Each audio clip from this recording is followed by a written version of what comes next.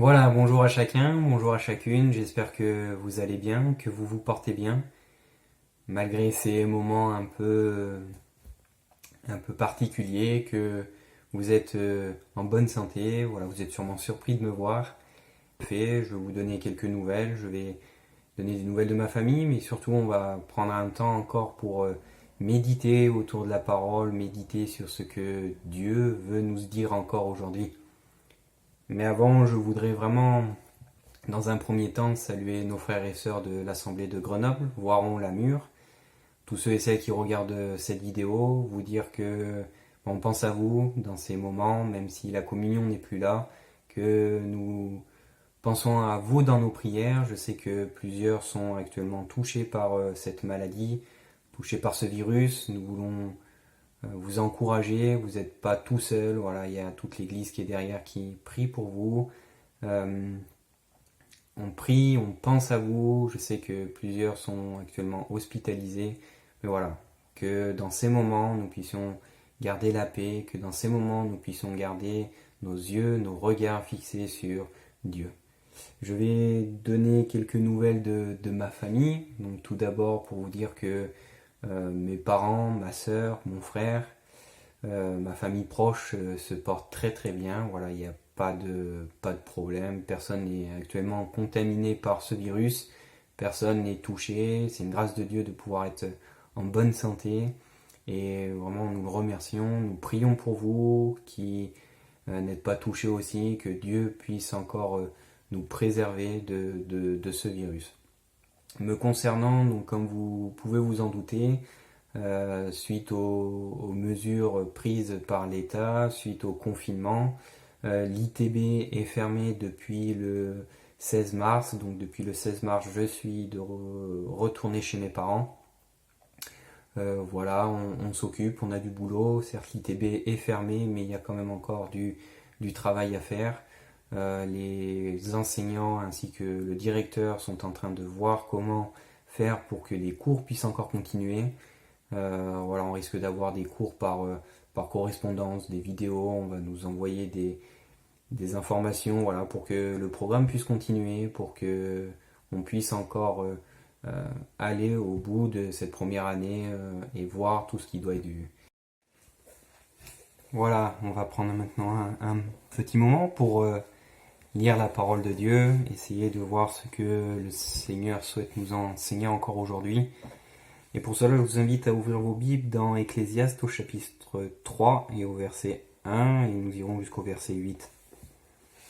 Il y a un temps pour tout, un temps pour toute chose sous les cieux, un temps pour naître et un temps pour mourir, un temps pour planter et un temps pour arracher ce qui a été planté, un temps pour tuer et un temps pour guérir, un temps pour abattre et un temps pour bâtir, un temps pour pleurer et un temps pour rire, un temps pour se lamenter et un temps pour danser, un temps pour lancer des pierres et un temps pour ramasser des pierres, un temps pour embrasser et un temps pour s'éloigner des embrassements, un temps pour chercher et un temps pour perdre, un temps pour garder et un temps pour jeter, un temps pour déchirer et un temps pour coudre, un temps pour se taire et un temps pour parler, un temps pour aimer et un temps pour haïr, un temps pour la guerre et un temps pour la paix. Dans ce passage que nous venons de lire, on peut voir qu'il est parlé du temps. Dieu ordonne les temps, Dieu ordonne toute chose, Dieu est au contrôle de toute chose. Et il est celui qui a déterminé la date de notre naissance. Il est celui aussi qui a déterminé les événements par lesquels nos vies passeront. Comme l'a dit Jean Calvin, Dieu n'est pas seulement un créateur, mais il est le gouverneur et le gardien perpétuel de sa création. Le hasard n'existe pas, tous les événements et toutes les créatures sont gouvernés et conduits par sa main toute-puissante. Dieu savait que nous allions passer par ces moments d'épidémie, par ces moments de confinement, par ces moments d'arrêt, par ces temps d'arrêt, si je peux l'appeler comme ça. Comme vous avez pu le comprendre, je voudrais vraiment, dans ces moments, m'arrêter sur ce mot qui est le temps. En grec, il y a deux expressions qui permettent de définir le temps. Il y a le mot chronos, qui a donné chronologie, chronomètre. Ce mot désigne le temps qui passe, le temps qui se déroule de façon linéaire. Dans ce temps, on peut nous retrouver concernant nos vies qui sont rythmées, nos vies qui sont soutenues, nos vies qui sont souvent débordées par nos activités et qui se déroulent de façon chronologique et qui peut se résumer par cette expression qui est très bien connue, métro, boulot, dodo. On rentre dans une certaine routine, on rentre dans quelque chose qui est cyclique, qui se répète. Et le deuxième mot, c'est le mot kairos, qui représente le temps de l'occasion, une opportunité, mettre à profit, un temps mis à l'écart. C'est de ce temps-là que je voudrais parler, sur lequel je voudrais m'arrêter. Comme on l'a lu, et comme le dit Ecclésiaste chapitre 3, verset 1, il y a un temps pour tout, un temps pour toute chose sous les cieux. Aujourd'hui, nous sommes dans ce temps d'arrêt complet. Nous sommes bousculés par ces événements. Mais justement, que ces temps-là soient des temps kairos, des temps mis à l'écart, des temps et des occasions pour rechercher, pour prier et pour aller dans la présence de Dieu. Ecclésiaste 7, verset 14 nous dit au jour du bonheur, sois heureux, et au jour du malheur, réfléchis. Dans le domaine de l'informatique, et ainsi que dans beaucoup d'autres métiers, mais je vais vraiment parler de celui de l'informatique, puisque voilà, c'est celui dans lequel j'ai eu exercé.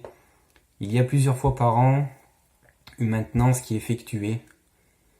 Cette maintenance demande parfois l'arrêt complet de certains logiciels, de certains serveurs, de certaines machines, afin de mettre à jour, afin d'améliorer, de corriger les erreurs, pour que lorsque cette maintenance est finie, lorsque les serveurs, lorsque les logiciels redémarrent, ils puissent être plus efficaces, plus performants.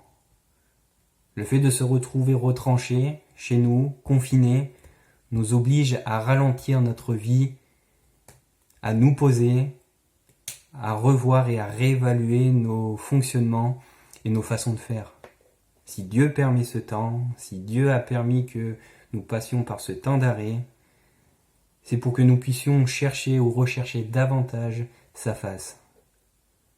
Dans un temps, un lieu mis à part, un lieu secret, un endroit silencieux, loin du tumulte, loin de l'agitation, un lieu où nous pourrons nous retrouver dans sa présence. Lorsque nous lisons les évangiles, et plus particulièrement l'évangile de Luc, Luc insiste sur le fait de la prière que Jésus faisait à Dieu. On peut voir que pendant son séjour sur terre, Jésus cherchait souvent à passer un temps seul avec Dieu.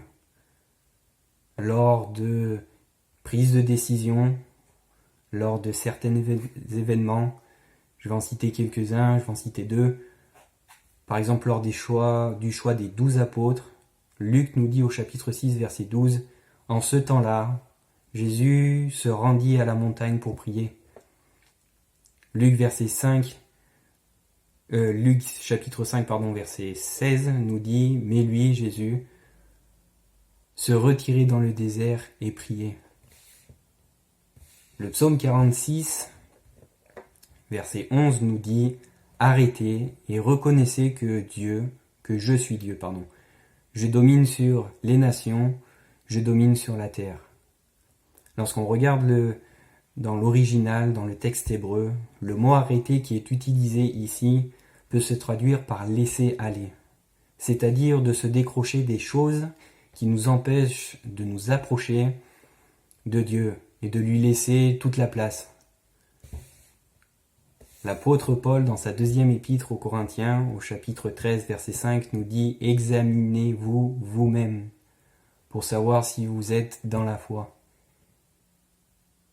Il est important de s'arrêter afin de pouvoir voir et de pouvoir faire un examen de soi-même concernant sa foi, concernant sa relation, concernant son engagement avec Dieu, pour pouvoir améliorer et rectifier ce qui doit être rectifié. On peut prendre cette image d'un arbre enraciné qui, lors d'une secousse, toutes les feuilles mortes, tout ce qui n'a plus de vie dans cet arbre tombe. Que tout ce qui est fondé hors de la Bible, de tout ce qui n'est pas fondé dans le Seigneur, puisse disparaître. Ne laissons rien, ne laissons pas quelque chose mettre une distance entre Dieu et nous. Pour conclure, je voudrais vraiment vous encourager, alors que nous sommes dans ces temps de confinement depuis plusieurs jours et ça risque de se prolonger, à ne pas être effrayés, à rester dans la paix, à garder nos yeux fixés sur Dieu. Il faut savoir qu'il est au-dessus de tout, il est le souverain, et tant que nous serons à l'abri, à l'ombre de ses ailes, nous n'avons rien à craindre. Vous encouragez à prendre ce temps pour chercher ou rechercher encore plus la face de Dieu, pour pouvoir rectifier ce qui doit être rectifié dans nos vies, pour que lorsque nous allons redémarrer, pour que le monde puisse voir, notre entourage puisse voir la gloire de Dieu. Que le Seigneur vous bénisse et à bientôt.